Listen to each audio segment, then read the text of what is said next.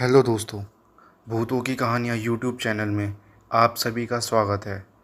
दोस्तों, अगर आपने इस चैनल को सब्सक्राइब नहीं किया है तो कर लें। तो बढ़ते हैं आज की कहानी की ओर। वो मुझे अल्मोड़ा की पहाड़ियों में एक बस में मिली। खाली पड़ी बस में कुछ इक्का दुक्का लोग ही होंगे। शाम का वक्त था। बस घुमावदार रोड पर लहराती हुई चल रही थी।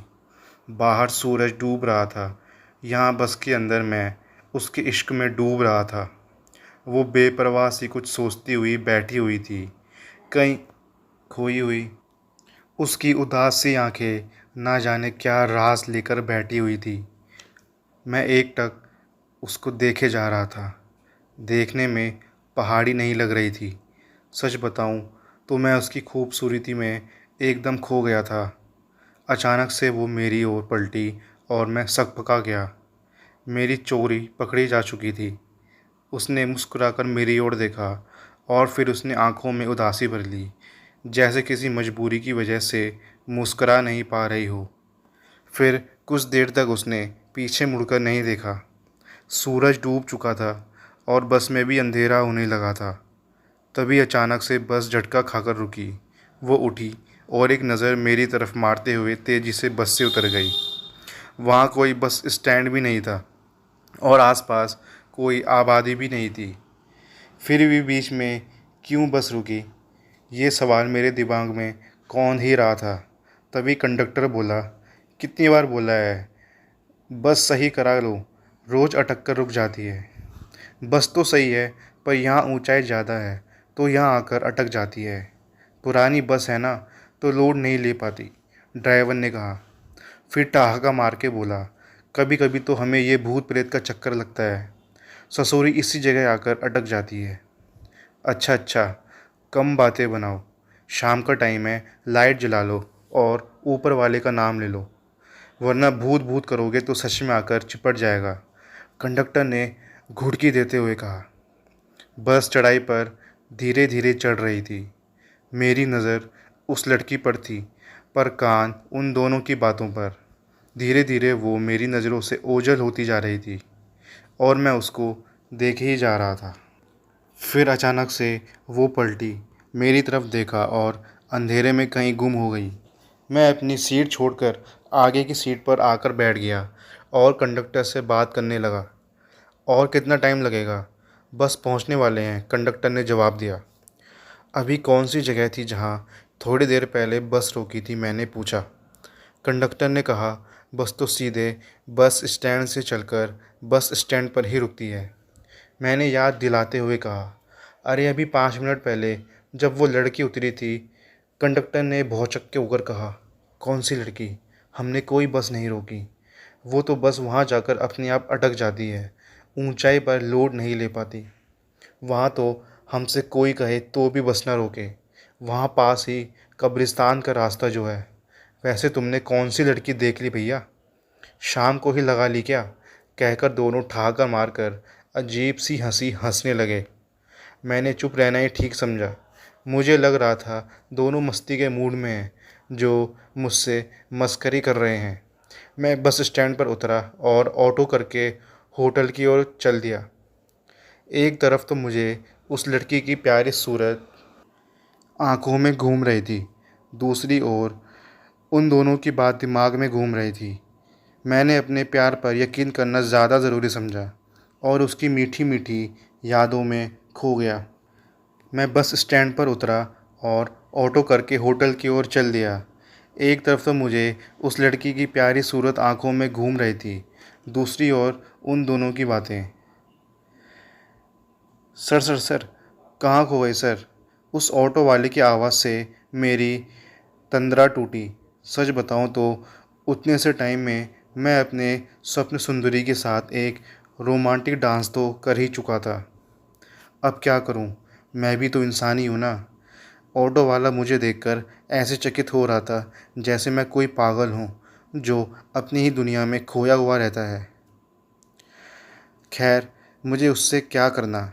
मुझे तो बस उससे ही मतलब था, जिसको देखने के बाद आज मैं ऊपर आसमां नीचे वाली फीलिंग आ रही थी। ऊपर की जेब में पहले से पड़े हुए रुपयों से मैंने ऑटो का किराया चुकाया और बाकी के पैसे उसे रखने को बोला और होटल की ओर चल दिया। मैंने अपने होटल रूम में शिफ्ट किया।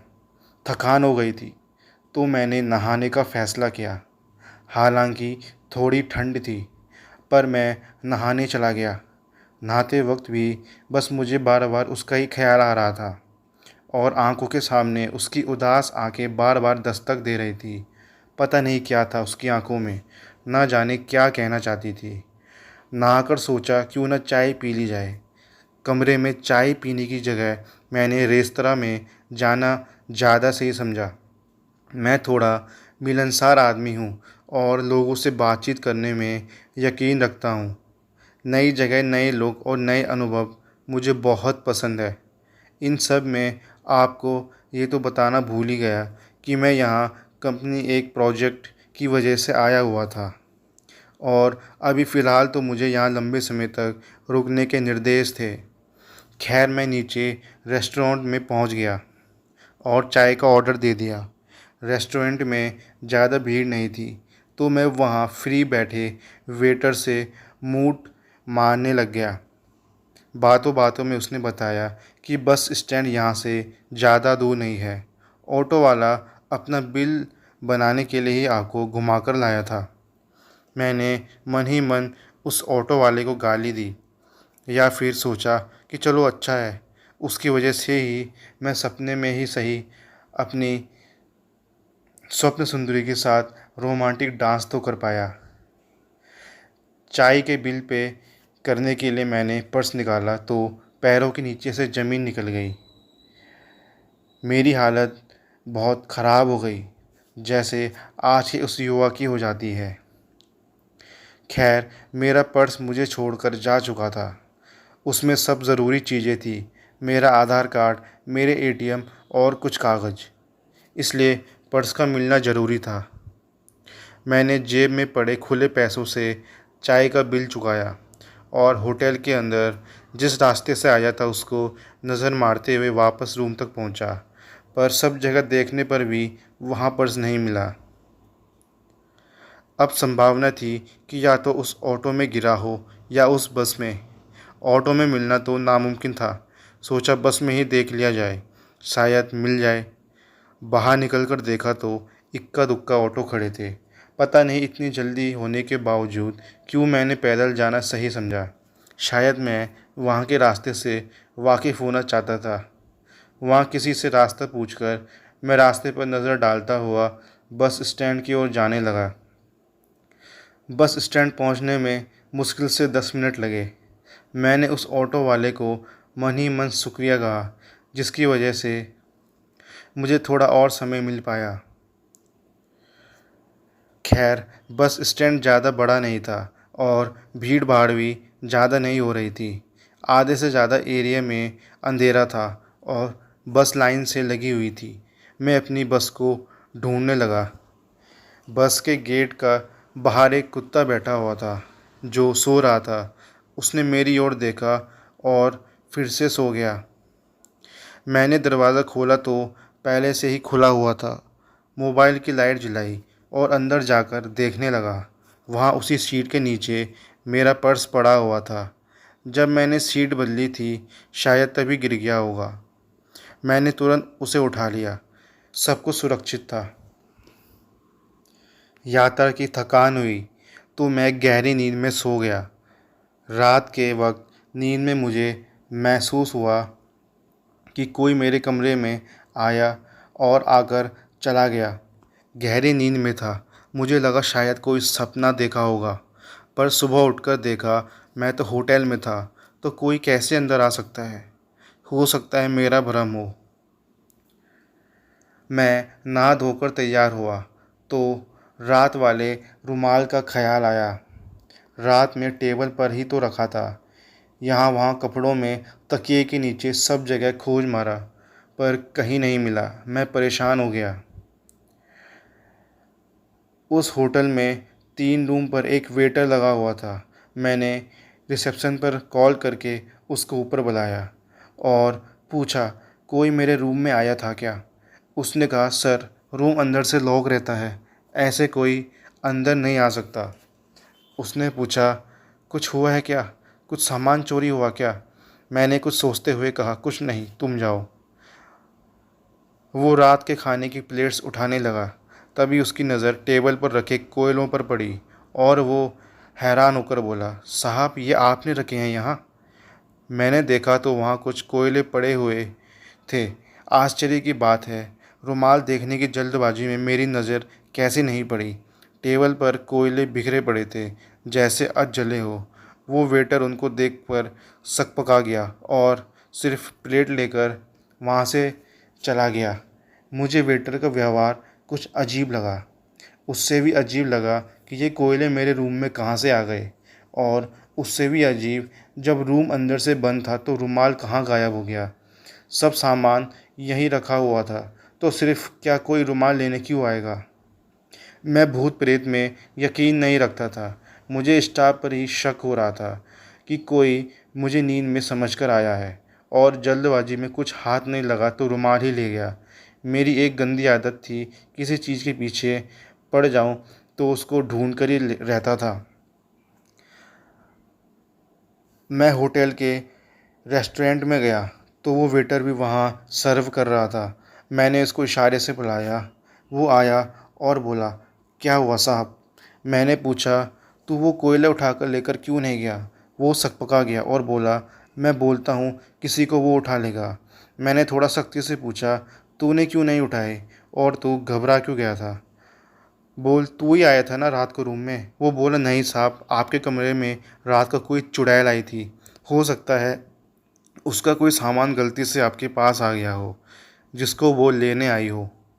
आपकी किस्मत अच्छी है साहब, आपको कोई नुकसान नहीं पहुंचाया। उसने मुझे उसकी बात सुनकर गुस्सा आ गया। एक तो चोरी, ऊपर से सीना चोरी। मैंने उसकी बात का कोई जवाब नहीं दिया। मैंने उससे पूछा, गैलरी में सीसीटीवी कैमरे लगे हैं ना? मुझे उसकी फुटेज दिखा, वरना मैं तेरी शिकायत करता हूँ मैनेजर से। ये सुनकर वो घबरा गया और इस बात के लिए राज़ी हो गया। साहब मेरी शिकायत मत करना, वरना मेरी नौकरी चली जाएगी। वो मुझे सीसीटीवी के मॉनिटर रूम में ले गया। वहाँ मौजूद आदमी ने मुझे सीसीटीवी फुटेज दिखाई तो मेरा मुंह खुला का खुला रह गया। वहाँ पूरी फुटेज में कहीं कुछ मेरे मतलब का नहीं था, सिवाय एक दृश्य के। वो कैमरा मेरे रूम को पूरी तरह कवर नहीं कर रहा था, उसमें थोड़ा थोड़ा नज़र आ रहा था। मेरा कमरा का दरवाज़ा खुला और कुछ मिनट बाद बंद हो गया। ना ही कोई अंदर गया और ना ही कोई बाहर आया। मेरे लिए ये अजीब अनुभव था कि ऐसे कैसे हो सकता है। मैंने उस रिकॉर्डिंग को दोबारा देखना चाहा और उसको जूम करके देखा तो मुझे कुछ नज़र आया। मैंने और जूम किया तो पिक्सल फटने लगे, पर जो नज़र आया वो किसी जीत से कम नहीं था। वो किसी की परछाई थी, शायद किसी लड़की की। अगर मैं कैमरा जूम नहीं करता तो शायद मैं वो नहीं देख पाता। मुझे कुछ दिख गया है। मैंने ये बात उस वेटर और ऑपरेटर को नहीं बताई। एक बात तो पता चल गई थी कि कोई मेरे रूम में आया था, और पक्का नहीं था, पर वो शायद कोई लड़की थी। फिर मैंने अपनी हाथ घड़ी पर नज़र डाली तो समय देखकर मुझे ध्यान आया, जिस काम से मैं आया हूँ उसका तो मुझे कुछ ध्यान ही नहीं। बाहर से ऑटो पकड़कर मैं कंपनी के ऑफिस चला गया। वहाँ दिन भर मीटिंग्स का दौर चला, पर मेरा सारा ध्यान कल की रात की उस घटना पर ही था। ऑफिस शाम 4 बजे फ्री हो गया और वापस जाने लगा। दिमाग सारी कड़ियों को जोड़ने में लगा था। अगर वो रुमाल उसका था तो वो रात में लेने क्यों आई? उसको पता कैसे चला कि रुमाल मेरे पास है? ऐसा क्या था इस रुमाल में? इस पूरे झमेले में दिमाग ने काम करना ही बंद कर दिया था। करीब 15 मिनट बाद मैं होटल पहुंच गया। रूम में पहुंचा और चाय का ऑर्डर दिया। वो कोयले अभी भी वहीं पड़े हुए थे। पता नहीं क्या सोचकर मैंने उन्हें अपनी पैंट की जेब में डाल लिया। चाय पीकर दिन भर की थकान मिटाई। समय देखा तो शाम के 5:30 बज गए थे। दिमाग में आया, थोड़ी ताज़ी ठंडी हवा खाई जाए। सूरज डूबने लगा था। मैं होटल के बाहर आया और किसी से कब्रिस्तान का रास्ता पूछकर पैदल ही निकल गया। आसपास का पहाड़ी रास्ता मनमोहक लग रहा था और तभी मैं कुछ देर बाद कब्रिस्तान में पहुंच गया। चारों ओर अजीब सी शांति छाई हुई थी जो मन को सुकून दे रही थी। दूर दूर तक बस पहाड़ ही पहाड़ थे। वहाँ बोर्ड लगा हुआ था, कब्रिस्तान इधर। बोर्ड से ज़रा सा आगे चलकर कब्रिस्तान बना हुआ था। इतना दूर था कि आँख देख ना पाए। पता नहीं मुझे क्या सूझा।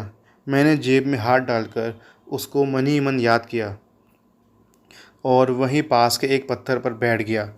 अंधेरा हो गया था, पर पास ही लगे पोल पर लगे बल्ब से हल्की सी रोशनी हो रही थी। तभी अचानक क्या देखता हूँ, रोड के सामने से कोई साया मेरी ओर ही आ रहा था और मेरे से थोड़ी दूर सामने आकर रुक गया। इतना दूर कि अंधेरे के कारण मुझे कुछ समझ नहीं आ रहा था। मैंने सोचा मैं हीरो बनकर कब्रिस्तान आ तो गया, अगर बाई चांस कोई भूत प्रेत पीछे से आ गया तो क्या होगा। ये अच्छा था वो साया सामने से आ रहा था। वो साया मेरे इतने नज़दीक आ गया, मैं उसको देख सकता था। मैं उसको बस देखता रह गया। वो मेरे सामने खड़ी हुई थी। मुझे एकटक निहारता देख उसने मुझे टोका, आप यहाँ क्या कर रहे हैं। मेरी चोरी एक बार फिर से पकड़ी गई थी क्योंकि उसने मुझे पहचान लिया था। जी वो मैं बस ऐसे ही, मेरे मुँह से शब्द नहीं निकल रहे थे। बस ऐसे ही तो, इस समय तो यहाँ कोई नहीं आता, उसने मेरी ओर देखकर कहा। मैंने सोचा डायरेक्ट बात कर लेना ज़्यादा अच्छा है। जी वो मैं आपकी तलाश में यहाँ आया था, मैंने कॉन्फिडेंस से कहा। उसने हैरानी से कहा, मेरी तलाश में? क्यों? आप बुरा ना माने तो कह दूँ, मैंने शर्माते हुए कहा और उसके जवाब का इंतज़ार किए बिना मैंने कहना शुरू कर दिया। वो ना उस दिन से जब से आपको देखा है तो रात को नींद नहीं आती। बस आपके बारे में सोचता रहता हूँ। आपको ढूंढते ढूंढते यहाँ चला आया। उसके चेहरे पर हल्की सी शर्म आ गई। देखने में तो बड़े शरीफ और मासूम लगते हो। अच्छा लगता है क्या किसी लड़की को घूरना और उसका पीछा करना। मैं वैसी लड़की नहीं हूँ। तुम अपने लिए कोई और ढूंढो। मुझसे जितना दूर रहोगे उतना ही अच्छा रहेगा तुम्हारी ज़िंदगी के लिए, कहकर वहाँ से कब्रिस्तान के अंदर वो जाने लगी। मैंने उससे पूछा, यहाँ कहाँ जा रही हो? लेकिन उसने मेरी बात का कोई जवाब नहीं दिया। वहाँ पोल पर लगा एक बल्ब था जो अचानक से बंद हो गया। मैंने उसको आवाज़ दी, पर मेरी आवाज़ का कोई जवाब नहीं आया। मेरी हिम्मत जवाब दे रही थी। डर तो लग ही रहा था और अंधेरा भी हो गया था। मैंने उस वक्त वापस जाना ही ठीक समझा। मैं होटल तो वापस आ गया था, पर मन उसी सब में अटका हुआ था। अगर वो भूत थी तो इंसानों जैसे बात क्यों कर रही थी, और इंसान थी तो वहाँ कब्रिस्तान में क्या कर रही थी। अगर मैं उसको पसंद नहीं था तो उसने मुझे पहचाना कैसे और मुझे कोई नुकसान क्यों नहीं पहुँचाया। वो इन्हीं बातों को सोच रहा था। तभी मेरी नज़र एक कमरे में गई।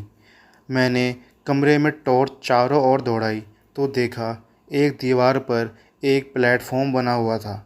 उस पर लकड़ी के बेस पर ट्रांसपेरेंट ग्लास का बना हुआ एक ताबूत रखा हुआ था।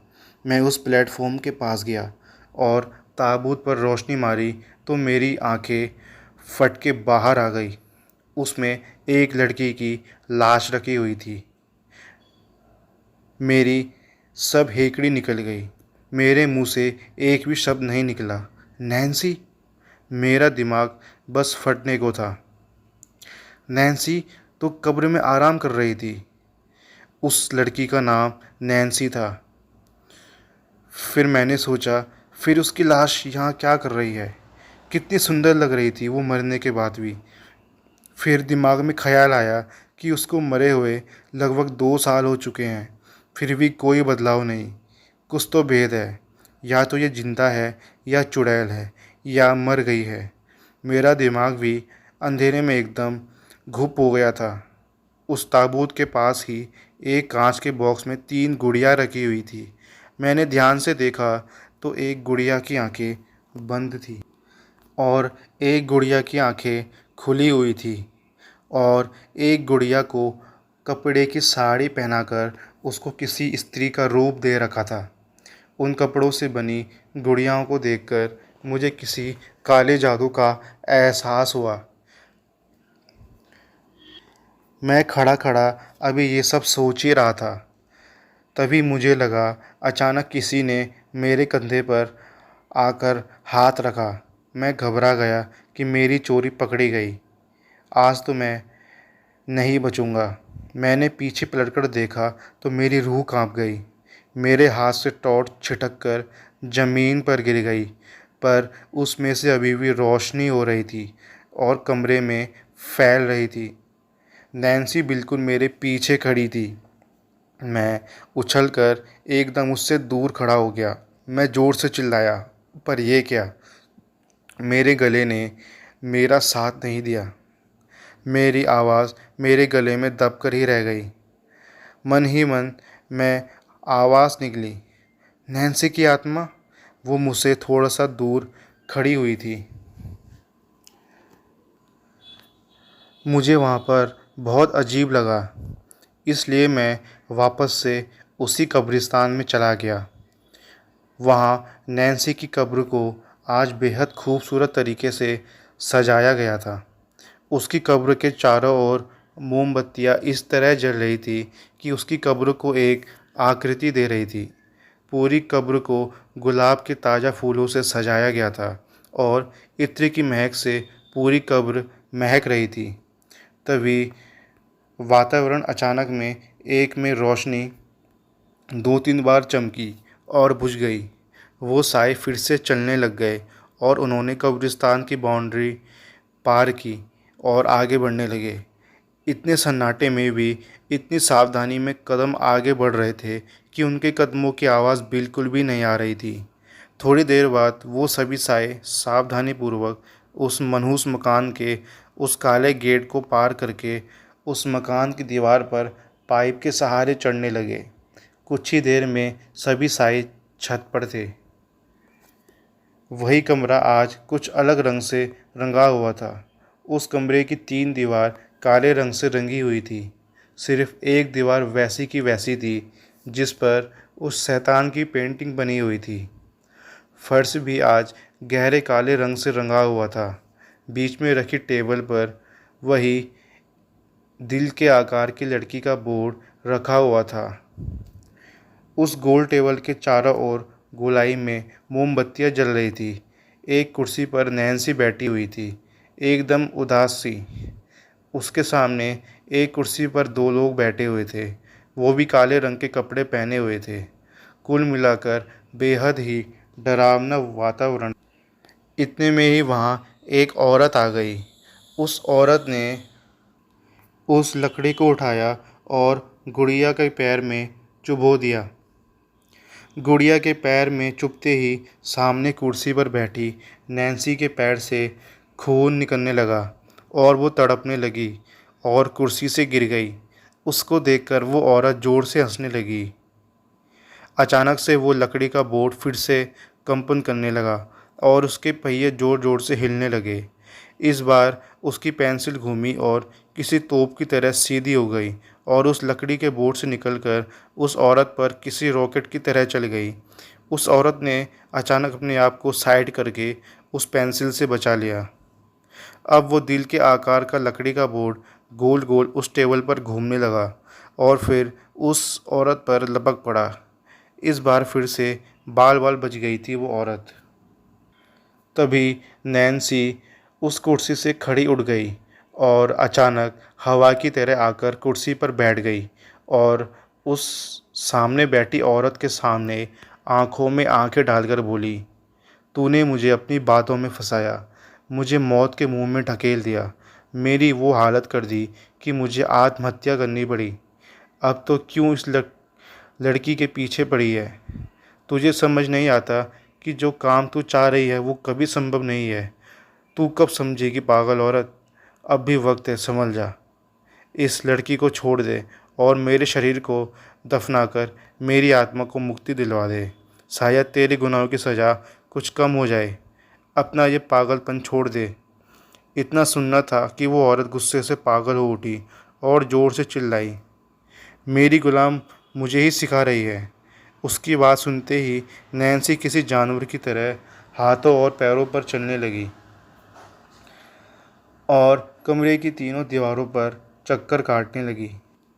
लेकिन इसी बीच मैंने इस नज़ारे को देखते हुए होशियारी से काम लिया। मैंने उस औरत की सारी बातें सुन ली थी, क्योंकि उस औरत ने ही उस नैन्सी को मारने में अहम भूमिका निभाई थी। तो मैंने अपनी होशियारी दिखाते हुए पुलिस को फ़ोन कर दिया। थोड़ी देर में पुलिस वहाँ आ गई और फिर उस औरत को जेल में बंद कर दिया। अगले दिन कब्रिस्तान में मैं, मेरी माँ और नैन्सी की माँ खड़ी हुई थी। नैन्सी की लाश को दफना दिया गया था। उसकी कब्र पर सब बारी बारी से फूल चढ़ा रहे थे। तभी मुझे महसूस हुआ कोई साया मुझे छू कर गया है। मैंने देखा तो आसमान में एक साया मुस्कुराकर मुझे शुक्रिया अदा कर रहा था और आसमान में ही गायब हो गया। मैंने भी मुस्कुराकर नैन्सी को अलविदा कर दिया, क्योंकि मैं जानता था कि वो साया और कोई नहीं बल्कि नैन्सी ही थी। तो दोस्तों, उम्मीद है आपको ये कहानी पसंद आई होगी। तो मिलते हैं आपको अगली वीडियो में।